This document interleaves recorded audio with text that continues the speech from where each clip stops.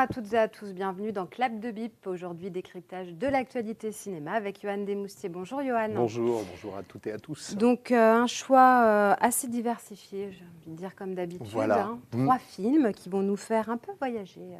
Oh oui, plusieurs territoires. Exactement, dans plusieurs territoires, plusieurs époques. Voilà, on va s'offrir plein de voyages. Alors, vous avez choisi pour commencer Le Chanteur de Gaza. Voilà, un très joli film, alors qui, je l'espère, va permettre de réconcilier un peu le public jeune en général et le public art et essai, puisque là, on est en présence du retour d'un réalisateur palestinien, donc Hani Abou Assad, qui, depuis quelques années, nous fait voyager et fait exister ce cinéma de manière efficace sur la scène internationale. Ça a commencé avec le mariage de Rana il y a quelques années, Omar très récemment qui avait été présenté dans une sélection parallèle à Cannes, également Paradise Now qui s'était vraiment coltiné avec le problème du terrorisme et de ce qui faisait passer certains jeunes à l'acte par désespérance plus qu'autre chose. Donc à la fois un réalisateur engagé qui a un regard très particulier sur tout ce qui se passe dans la géopolitique de la région israélo-palestinienne, et également quelqu'un qui a toujours eu à cœur de s'intéresser à la jeunesse contemporaine, et bien entendu plus particulièrement sur ces territoires. Donc pourquoi avec Le Chanteur de Gaza, vraiment c'est une réconciliation entre deux types de publics ? Parce que là, grosso modo, c'est la rencontre de The Voice avec cette actualité que je viens d'évoquer, puisque en fait, c'est inspiré d'une histoire vraie assez incroyable, celle de Mohamed Assaf, qui est un jeune homme qui a participé à l'équivalent de The Voice et de tous ces nouveaux télécrochets il y a quelques années, Arab Idol, puisque donc c'est l'équivalent tourné au Liban avec des auditions qui se font un peu partout dans le monde arabe. Et c'était la première fois qu'un jeune palestinien non seulement décrochait une audition, mais en plus réussissait à gagner le Grand Prix avec à la clé l'interprétation d'une chanson assez patriotique, ou en tout cas qui montrait clairement son soutien à son pays, à la bande de Gaza, puisqu'il a passé toute son enfance, toute sa jeunesse là-bas. Depuis tout petit, ce jeune homme rêvait de musique. Avec sa sœur et 2 amis, il a réussi à fonder un pseudo-groupe avec toutes les difficultés, parce qu'évidemment, ils étaient très pauvres, ils faisaient les mariages, etc. Il n'a jamais démordu de son rêve, donc jusqu'à la consécration. Donc voilà, ça n'est pas du tout un documentaire, c'est véritablement inspiré de son histoire, mais ça reste une fiction, et on retrouve vraiment un regard à la fois politique, mais quelque chose de beaucoup plus facile d'accès, où tous les jeunes et les moins jeunes vont pouvoir y trouver beaucoup d'intérêt, parce que c'est quand même un film aussi qui est éminemment dynamique et positif. On regarde la bande-annonce ? Avec plaisir.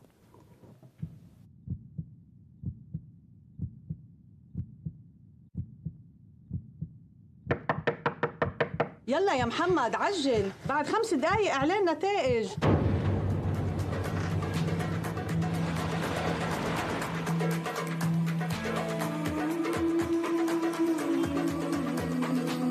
بدنا أدوات موسيقية. المصاري اللي معكم بيجيبوش وتر بسوق البالي. تفتح لمين؟ بدك تعمل فرقة موسيقية. وبغزة في هذا الوقت والله إنك مجنونة. تخليش حد يخليك تحس إنه أحلامك مش مهمة، ماشي؟ الفرصة قدامك دلوقتي علشان تكون النجم الجديد في برنامج أرب آيدل. أنا لازم أروح مصر. أنا لازم أطلع من هذا المكان قبل ما يخلص علي. شو هالمخاطرة؟ لازم نوصل صوتنا للعالم.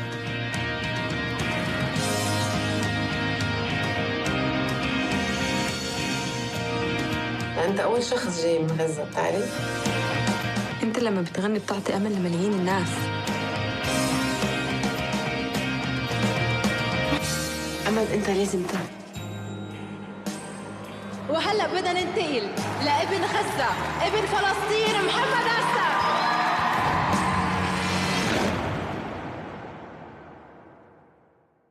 Voilà, Un film qui redonne l'espoir. Oui, tout à fait. Alors, à noter que le film s'arrête par la consécration, donc le titre qu'il aura obtenu, à savoir que quand je parlais de film politique et engagé, le réalisateur, bien entendu, malgré un sujet qui peut sembler léger, ne se cache pas les yeux.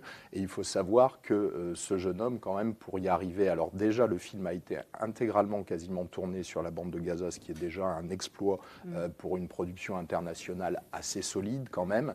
Et ensuite, à l'époque, donc c'était en 2013, donc il vivait une période 2012-2014 sous les bombardements, etc., ce qui est évoqué dans le film. Donc le contexte et la vie quotidienne vécue par ces populations n'est pas du tout oublié.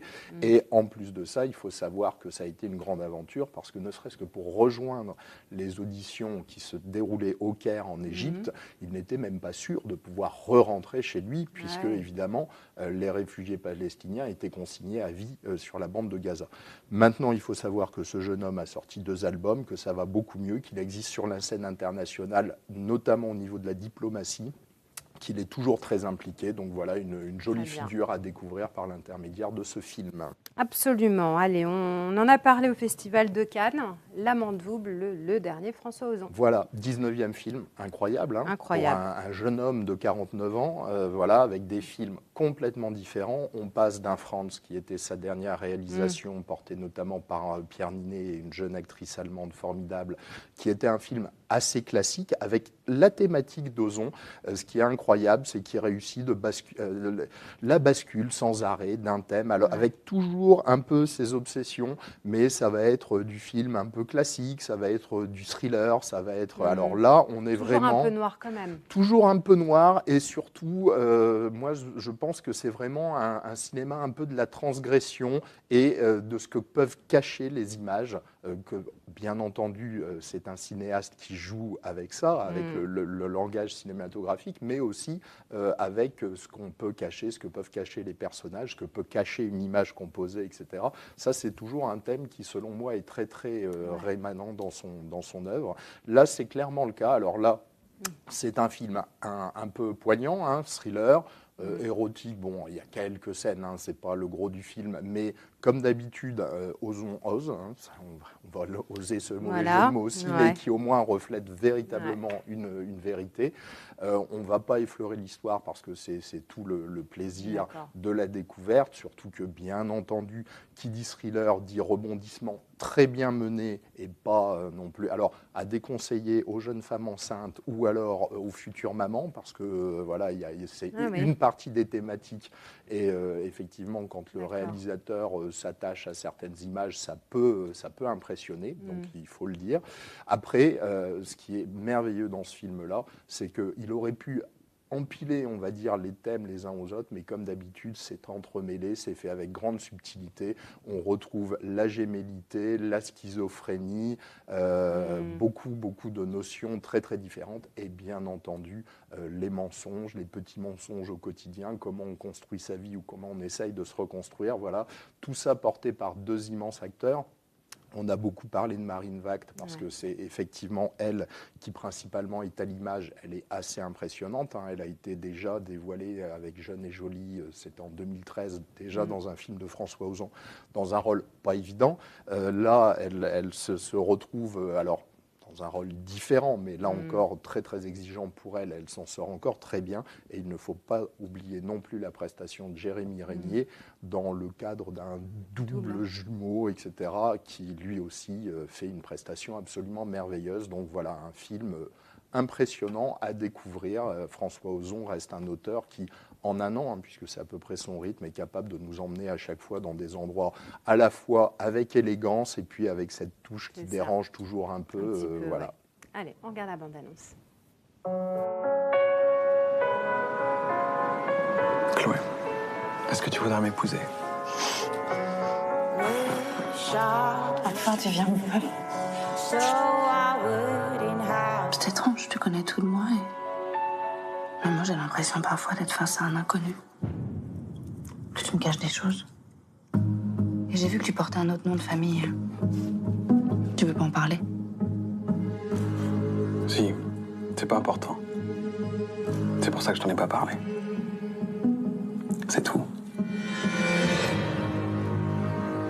j'ai besoin de savoir maintenant. Pourquoi tu veux pas me présenter ta famille? Tu sais très bien que mes parents vivent aux États-Unis. Pourquoi tu me mens? Moi, je te mens pas, Chloé. Je t'ai vu en sortant du musée. Mais tu t'es trompée. C'était pas moi. C'était quelqu'un qui me ressemblait.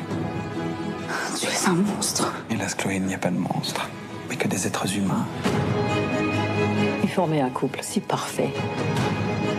Alors est arrivé ce qui est arrivé. Je vous appelle parce que je me sens en danger. Il veut m'effrayer, me faire peur, me faire du mal.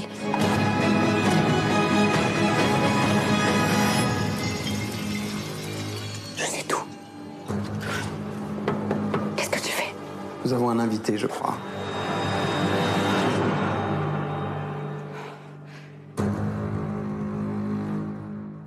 Alors, c'est un film inspiré d'une nouvelle de Joyce Carol Watts. Je garde mon anglais pour parler au film suivant, Wonder Woman, que tout le monde a connu. Très bel accent. Vous avez vu un peu, merci, merci Johan.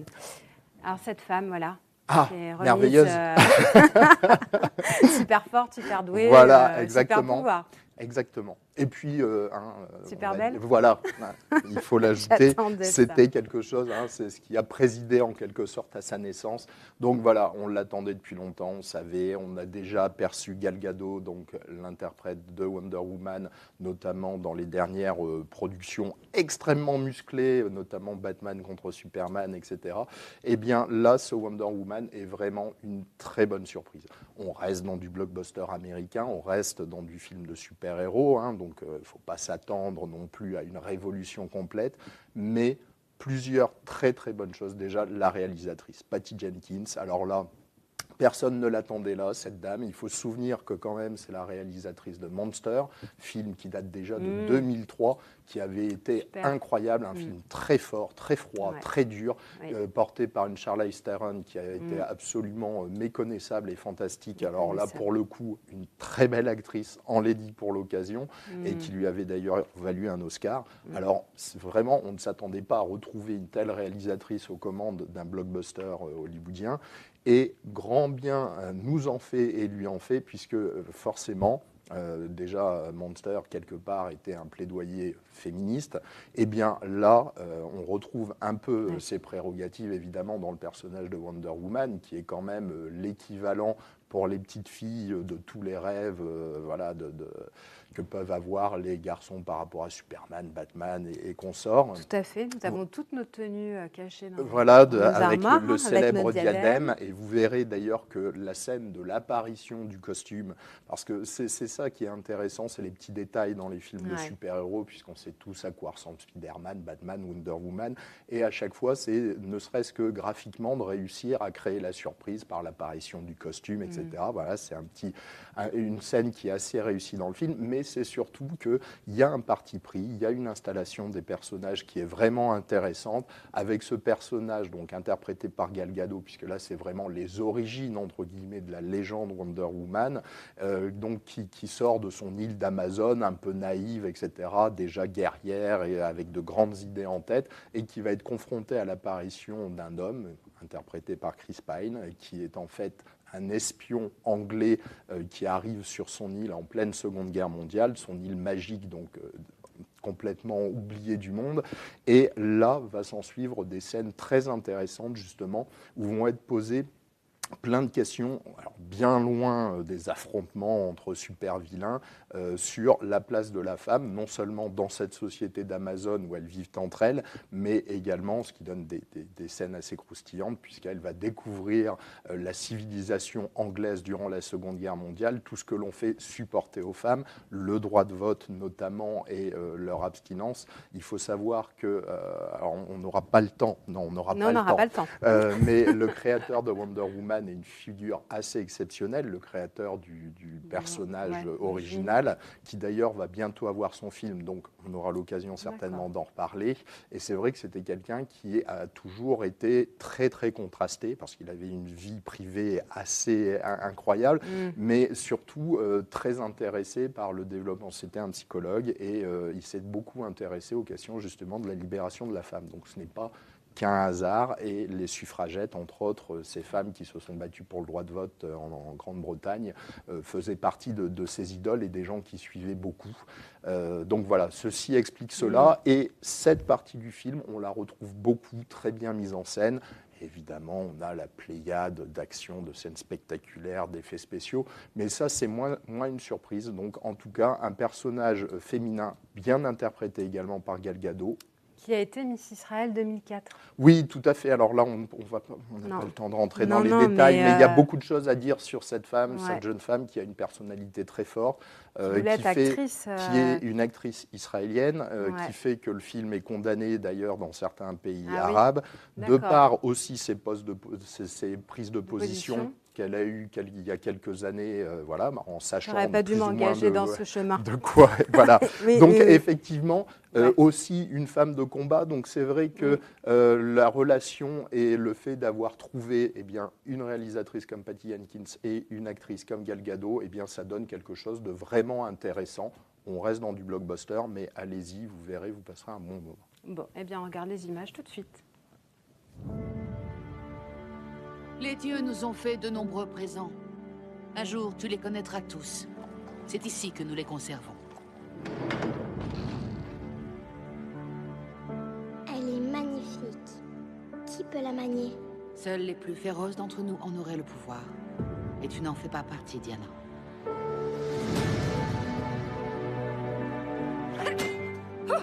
Forme-la durement. Plus durement que toute autre Amazone. 5 fois plus durement. 10 fois plus durement. Ne baisse jamais la garde! Un combat n'est pas toujours loyal! Jusqu'à ce qu'elle soit encore plus forte que toi. Mais elle ne doit jamais connaître la vérité sur ce qu'elle est vraiment.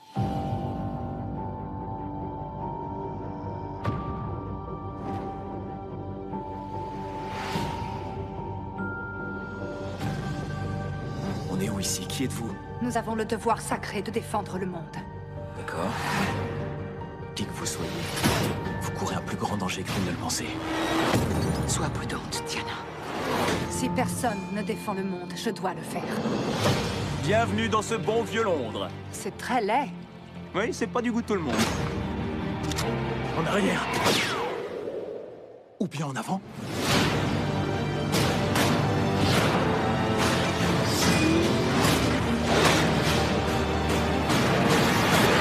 Vous avez autre chose à me montrer?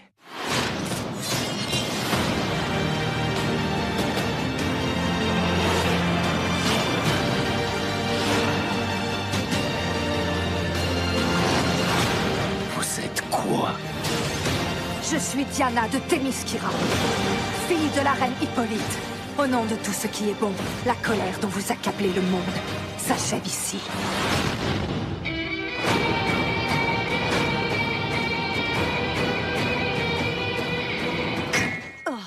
Oui, ça va pas marcher. Vous lâchez l'épée, s'il vous plaît? Ça ne va pas avec le reste. Du tout. Elle a un film punchy à voir. Merci, Johan. Merci à vous. On se retrouve la semaine prochaine. Avec plaisir.